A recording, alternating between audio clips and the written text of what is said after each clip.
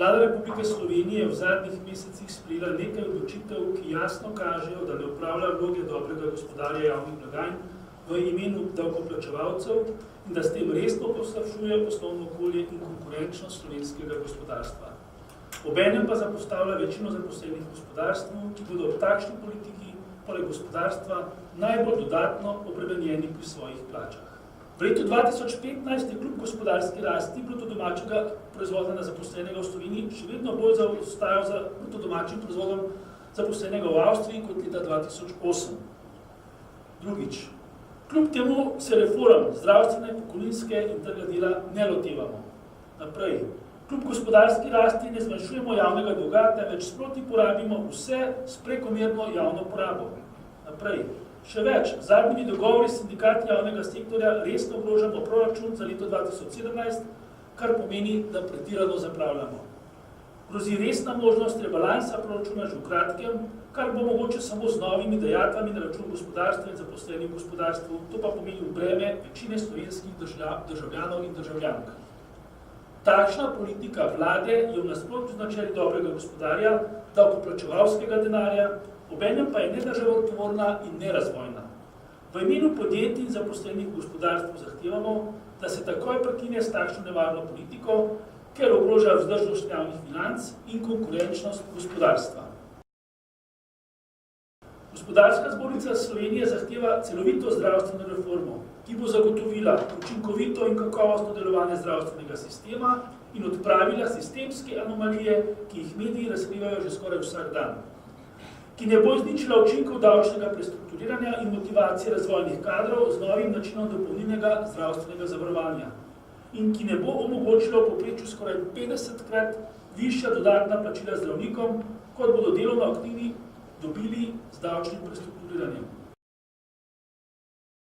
Precej je zadev, ki zahtevajo resne sistemske spremembe, zato se sprašujemo, zakaj nekateri vidijo rešitev v zdravstvenega varstva in zdravstvenega zavarovanja samo v novih sredstvih, novih dodatnih prilivih, ne pa v nekih resnih sistemskih spremembah. Poglejte si samo menedžment v naših bolnišnicah.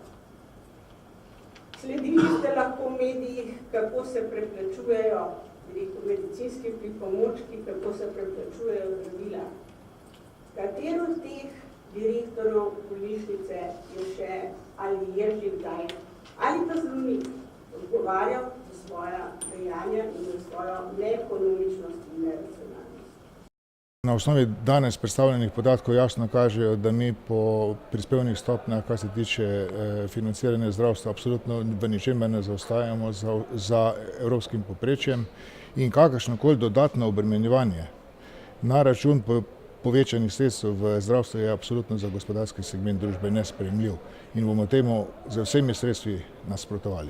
Na osnovi tega, kar je zdaj znanega pa relativno malo, kajti gospodarstvo še nam niso predstavili, kje so ta ključna izhodišča, ampak kot kaže, gre vse v smeri dodatnega obremenjevanja, brez tega, da bi se nekdo celovito lotil zdravstvenega sistema in pogledal vse tiste anomalije in jih tudi odpravil in šele potem, ko so odpravljene vse anomalije in ko so na nek način najdene te tako zvane notranje rezerve, potem se pa lahko začnemo pogovarjati o tem, kaj nam pa še manjka in na kakšen način ta sredstva pridobiti. Mi seveda pričakujemo, da bo ministrica prišla pred nas in predstavlja te svoje poglede in tudi na nek način pričakovanja. Ampak jaz pričakujem, da bo tudi na osnovi argumentov in protiargumentov na drugi strani seveda morala znati najti odgovor na te naše argumente. Kajti z neargumenti, enostavno moram reči, da se mi v gospodarstvu nismo znali nikdar pogovarjati. Mi damo na mizo vedno argumente in na osnovi argumentov se lahko pogovarjamo. Nikakor pa ne moremo podleči temu, da je to neka politična zgodba, ker potem morajo pač politiki prevzeti tudi odgovornost za vsa dejanja.